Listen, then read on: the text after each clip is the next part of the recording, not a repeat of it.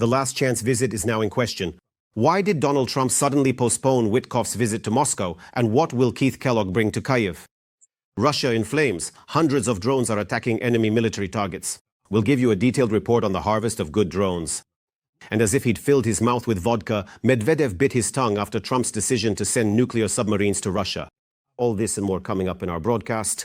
In the meantime, please like this video and subscribe to the Ukraine Today channel.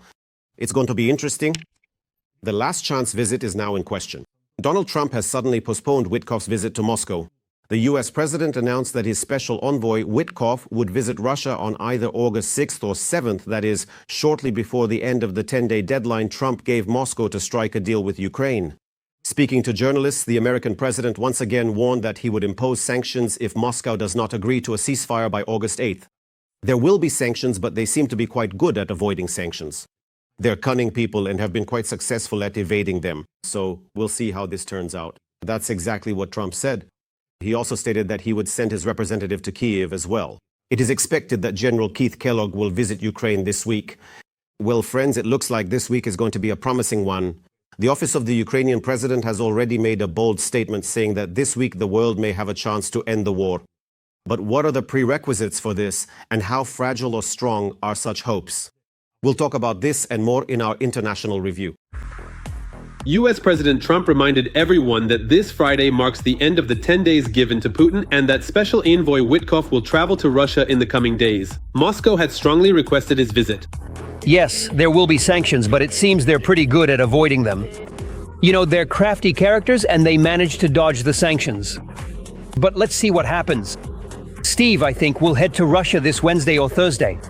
They would like to see him, they requested a meeting with him, so we'll see. This is precisely the Kremlin's attempt to keep playing this game, in which they lead the American administration by the nose, constantly promising some kind of results in the peace process, or at least a freeze of the war, while in reality they continue trying to seize Ukrainian territories and carry out terrorist attacks on Ukrainian cities. The Russian authorities have still not commented on Trump's statement about moving nuclear submarines in response to the nuclear threats made by an intoxicated Medvedev. And the federal TV channels didn't even mention these statements. I have already made a statement. There was a threat from Russia and I considered it inappropriate. And the answer is this: the nuclear submarines are already in that region where they are supposed to be. At this point, it's more of a PR move by the American president. It's a reaction to Medvedev's words, who frankly isn't taken seriously, not just in the West, but even within the Russian political establishment. That's why I think that in this context, Russia is trying not to escalate and not to give Trump more reasons to take tougher actions against the Russian Federation. In addition, Trump continues to put pressure on Russia's main economic allies. The Trump administration has already directly accused India of financing the war against Ukraine. President Trump has made it very clear that it is unacceptable for India to continue financing this war by purchasing oil from Russia. People would be shocked to learn that India, in fact, relies on China to buy Russian oil. As for India, politically, they do indeed belong more to the Western world. And in fact, the enduring influence of the United States on India remains remarkably steady, quite stable, entirely understandable, and indeed profoundly significant. Therefore, regarding potential secondary sanctions and India's continued participation in vital trade with the Russian Federation, such a decisive move by the Trump administration could, without a doubt, significantly affect the intricate economic relationship between India and Russia. The question regarding China remains open. China does not want to give up Russian oil. Western analysts claim that if China believes Trump will not back down from his intention to impose secondary sanctions and at the same time will increase military support for Ukraine, this could make the Chinese reconsider. I think these will be 100% secondary tariffs. We expect that most of the Western alliance supporting Ukraine will follow this example, and anyone who buys Russian oil under sanctions should be prepared for this. The Chinese take their sovereignty very seriously. We do not want to infringe on their sovereignty. So if they want to pay a 100% tariff, let them pay. Yes, from an economic logic standpoint, of course, it is much more beneficial for China to trade with the United States of America than to support Russia. At the moment, yes, we can say that China has largely dropped its mask and is now openly stating that it will not let Russia lose this war. Therefore, I wouldn't draw any definitive conclusions just yet. How effective can American sanctions be against Chinese companies, and won't political logic prevail over economic benefit for Beijing in this case? It seems that Trump is increasingly shifting from neutrality to supporting Ukraine. The US State Department has stated that America remains a reliable ally of Ukraine. This administration is striving for a long-lasting, durable, and sustainable peace in the region. We want to continue standing side by side with Ukraine as Ukraine calls for a comprehensive and complete ceasefire that would stop any attacks on civilians and critical infrastructure. But despite all the threats, according to statements made in the Kremlin, what Putin wants from Ukraine lately is capitulation, and he will not agree to a compromise. As for any potential disappointments experienced by anyone, it is important to understand that all such disappointments invariably arise from excessively high expectations. This is a well-known general rule. It's interesting to consider how far Putin is willing to go. After all, of course, sanctions mean nothing to him personally. It will be ordinary people who support him so much that will suffer from the dictator's irrational decisions. The General Staff has confirmed a successful Ukrainian strike on the fuel facility at Sochi airport. A powerful strike was delivered by the Ukrainian Armed Forces drone units, in coordination with other components of the defense forces, on August 3rd. As a result, a large fire broke out at the facility. The General Staff also added that Russian occupiers' army aviation was stationed at the airfield. And the day before, the Security Service of Ukraine reported a strike on the Saki airfield in occupied Crimea. According to preliminary data, as a result of the drone raid, 5 aircraft were hit, 2 Su-30SMs and 3 Su-24s, as well as an ammunition depot. Russia is also trying to intensify drone attacks on Ukraine. The Russian army plans to expand the use of temporarily occupied territories of Ukraine, particularly the area of Donetsk airport, to launch drones. First and foremost, this will affect the Pokrovsk direction, where the situation has become even more tense in recent days. All the details are in our military review. On the night of August 4th, unknown UAVs attacked Russia's Volgograd region. Transport and energy infrastructure facilities were hit. Local residents report explosions over the cities of Mikhailovka and Frolovo. Regarding Frolovo, there are also reports of a fire at the railway station. Most likely, this is the Arkita station, which plays an important role in Russia's military logistics. It is through this hub that resources and equipment are supplied to support military operations. Apparently, it is no coincidence that, after merely camouflaging their aircraft, Russia has now started building concrete shelters in cities near the Ukrainian border. Meanwhile, in the Belarusian city of Gomel, armored personnel carriers were spotted, some of which were equipped with anti-drone grills and bore unidentified red tactical markings. This likely refers to the possible movement of Wagner PMC equipment. Let me remind you, there are up to 4,000 Wagner PMC personnel currently in the territory of the Republic of Belarus, who were withdrawn both from the occupied regions of Ukraine and directly from Russian territory as part of an intergovernmental agreement between the Russian Federation and the Republic of Belarus. The presence of this contingent is being used by the Russian Federation as an element of informational and military pressure both on Ukraine and Western countries, in the context of potential military tension originating from the territory of the Republic of Belarus. For several days now, Russian forces have been striking the Ostrovsky Bridge in Kherson. The Kherson Regional Military Administration has published a video showing holes in the road surface. A gas pipeline was also damaged, leaving one district without gas. From a practical standpoint, the strikes on the bridge are intended to cut off the logistics of the Ukrainian defense forces and create conditions for a landing operation on this island. This bridge is the only transport artery connecting to Kherson. But at the moment, there is no reason to talk about the possibility of a large-scale amphibious operation by Russian occupation forces in the Kherson direction. The Russians plan to use temporarily occupied territories, including Donetsk airport, as launch sites for missiles against Ukraine. In other words, this creates additional difficulties for the Ukrainian defense forces in detecting aerodynamic targets as they approach Ukrainian territory. The United States wants to use arms sales to NATO countries as a tool to pressure Russia in order to achieve an early ceasefire in Ukraine. This was stated by the U.S. ambassador to NATO, Matthew Tucker, who, in this context, called U.S. President Donald Trump a peacemaker. Meanwhile, the NATO alliance itself is arming up. Estonian Defense Minister Hanno Pevkur stated that NATO is considering the possibility of deploying a German-Dutch core of its forces in the country. The goal is to prevent the possible implementation of the so-called Suwałki corridor, that is, a direct invasion of Russian troops from the territory of the Republic of Belarus into Poland and the Baltic states. At this very moment, additional military contingents have already been significantly deployed in the strategic city of Narva, and now the crucial issue of substantially increasing the military presence in the Estonian coastal city of Pärnu is being carefully considered.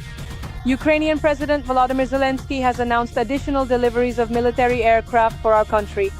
According to him, Ukraine's goal is the full integration of the Air Force of the Armed Forces of Ukraine with NATO forces. Zelensky also announced the approval of the next stages in the development of combat aviation, specifically the acquisition of combat platforms and the implementation of steps to integrate Ukrainian forces with military partners. It's like he clammed up. Medvedev bit his tongue after Trump's decision to send nuclear submarines to Russia. The fierce drunk suddenly went silent on social media after US President Donald Trump announced the deployment of nuclear submarines to Russia in response to Medvedev's threats to use the dead hand. This is a retaliatory nuclear strike system that was created during the Soviet era. Previously unrestrained in his language, Medvedev has not published a single post on his Telegram channel since July 31st. It was then that he threatened Trump with nuclear war and walking dead in response to statements about the dead economies of India and Russia. Medvedev's accounts on the social network X have also gone silent. In response to Medvedev's posts, let me remind you, Trump first suggested he watch his words and then went so far as to announce the deployment of 2 US Navy submarines to the relevant areas to protect the American people. Well, as we can see, Moscow and Washington are now openly talking about nuclear war. American nuclear submarines have indeed approached the borders of the Russian Federation. The Russian Ministry of Foreign Affairs responded by stating that Russia no longer adheres to the ban on deploying intermediate and short-range missiles on its territory. Our next segment is about the nuclear threat looming over the world. The threat of nuclear war knocked on Russia's door at the invitation of Dmitry Medvedev. Donald Trump sent a clear signal to Putin: with the current US president, nuclear blackmail will not work. In response to the extremely provocative statements made by former Russian President Dmitry Medvedev, who is now the deputy chairman of the Security Council of the Russian Federation, I have ordered 2 nuclear submarines to be deployed in the appropriate areas in case these foolish and provocative statements turn out to be more than just words. As proof of the seriousness of his intentions, in an interview with American media, the head of the White House first declared Washington's readiness for nuclear war with Moscow. The former president of the Russian Federation started talking about nuclear weapons. And when it comes to nuclear weapons, we must be prepared, and we are fully prepared. He then confirmed that US nuclear submarines have been deployed to the shores of Russia. Former Russian President Dmitry Medvedev said some very bad things talking about nuclear weapons. He has said things like that before. So we must always be ready. And that's why I sent nuclear submarines to the region. I just want to make sure that his words are just words and nothing more. They have moved closer to Russia. Yes, they have gotten closer to Russia. And here, Putin's former placeholder in the Russian presidential seat miscalculated. Unlike most politicians, for Donald Trump, social media is the main battleground for both politics and business. Iran and Israel need to make a deal, and they will, just as I made India and Pakistan make one, using trade with the US in this case to bring reason, unity, and sanity to the negotiations. What most people see as drunken ramblings and Medvedev's nonsense is, for the US president, a reason to increase pressure and escalate the situation. Medvedev shot himself in the foot, but it wasn't just himself. He shot the Russian Federation as a whole. He effectively nullified all of the Russian Federation's significant previous 10 years of dedicated efforts in an instant through the egregious nuclear blackmail perpetrated by the occupying country against the United States and its NATO allied countries. The United States essentially utilized the very rhetoric of the Russian Federation, specifically overtly rattling its formidable nuclear weapons directly against Russia itself, a significant and concerning development. This is called mirroring. In essence, a strategic shift has occurred in the relationship between Russia and the Western world. The likelihood that Putin will start a nuclear war is much higher than many are willing to admit. It's a good thing that Donald Trump saw through the Russian regime. What's much worse is that nuclear policy is being dictated by posts on social media. For all these decades, Russia's nuclear saber-rattling has been a demonstrative rhetoric aimed at exerting informational and political pressure on Western countries to show Russia's resolve in the event of possible use of nuclear weapons. That's what this is about. This was the foundation of the entire foreign policy of the Russian Federation. Previously, the Russian dictator's trump card, nuclear blackmail, worked on both Europeans and the American administrations of Obama and Biden. The aggressor must still know that retribution is inevitable, that he will be destroyed. And, well, we are the victims of aggression, and as martyrs we'll go to heaven, while they'll just die like dogs. Now, however, Trump's actions and statements have shown that any further attempts by Russia to play the nuclear card will primarily bring nuclear clouds over Moscow and the Kremlin themselves. A viral mark for Russian killers. The Russian army is experiencing an unprecedented HIV epidemic. Since the start of the full-scale war, the infection rate among soldiers with this dangerous disease has increased by 2,000%. Then they will all flood back to the rear, where they will start infecting Russian civilians. More on the epidemic looming over Russia coming up. In the meantime, please like this video and don't forget to subscribe to the YouTube channel Ukraine Today. It's not just the Ukrainian armed forces helping to destroy the occupiers in this war, but also HIV. The disease is decimating Russian soldiers, but you won't hear about it on federal channels. I didn't cross the ocean on purpose because I have HIV. I got hepatitis there and my left kidney isn't working, it's failing. What should I do? Help us. Everyone here is without legs. Only tomorrow will be put on a plane to the front line. Since the start of the full-scale invasion of Ukraine, the number of HIV infections among Russian soldiers has increased by 2,000%. I passed the medical examination at my city's military enlistment office. So it turns out they just forged everything. After that, in Nizhny Novgorod at the regional military enlistment office, I didn't undergo a medical exam there. I just brought the paperwork. What's behind this sharp increase? First, it's due to unprotected sexual contact among Russian soldiers and drug use. Second, syringes tend to run out very quickly, especially during war. That's why medical staff in field hospitals don't hesitate to reuse disposable syringes multiple times. During their service itself, a number of people became infected because we know from independent sources that there are a lot of wounded, many injuries, including, loss of limbs, and naturally this is associated with significant blood loss. And so if a person, for example, living with HIV who is not receiving treatment and perhaps doesn't even know their status, suffers such an injury, then it's possible that this infected blood could have been transmitted to others as well.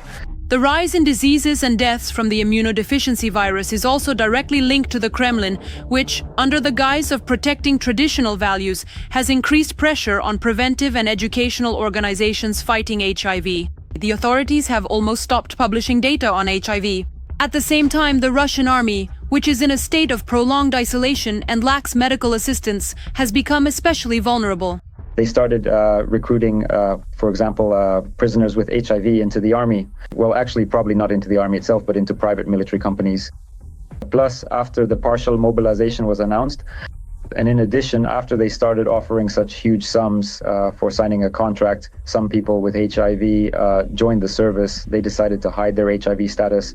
Despite statements that people with HIV are not being sent to fight in the war with Ukraine, in reality, there are at least hundreds of contract soldiers, mobilized troops, and volunteers with this diagnosis on the front lines. Despite the diagnosis and the medical commission's conclusion of limited fitness, the soldier was transferred to a motorized rifle battalion and later to combat positions.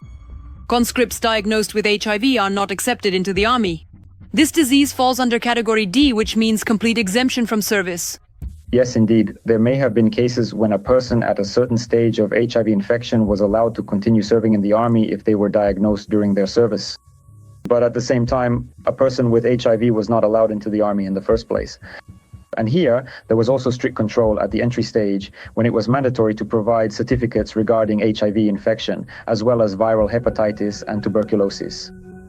All of these diseases served as grounds for exemption. And again, after the so-called special military operation began and after it became absolutely necessary to fill the ranks of the army with new people, so to speak, to replace those who had departed or were no longer able to serve, of course, they started to turn a blind eye to this particular situation. From the very beginning of the mobilization in Russia, HIV-positive Russians have been receiving draft notices and continue to receive them to this day. Military enlistment officers are not aware of their current health status. Some volunteers hide it in order to go to war and earn money, while others simply do not know about their diagnoses. At the same time, the Russian Ministry of Defense is concerned about reputational losses. Therefore, yes, it is indeed not possible to say that the HIV epidemic has been overcome as of today. And unfortunately, I'm afraid that officials from the Ministry of Health just want to be overly optimistic. In 2025, it became known that entire assault battalions were being formed from people with hepatitis and HIV. Last time he was there for 7 or 8 months and was constantly on the front line. But back then, He didn't have this diagnosis. He still had his strength. He could run and so on. It's possible that now they'll gather everyone with diagnoses and throw them to the front lines.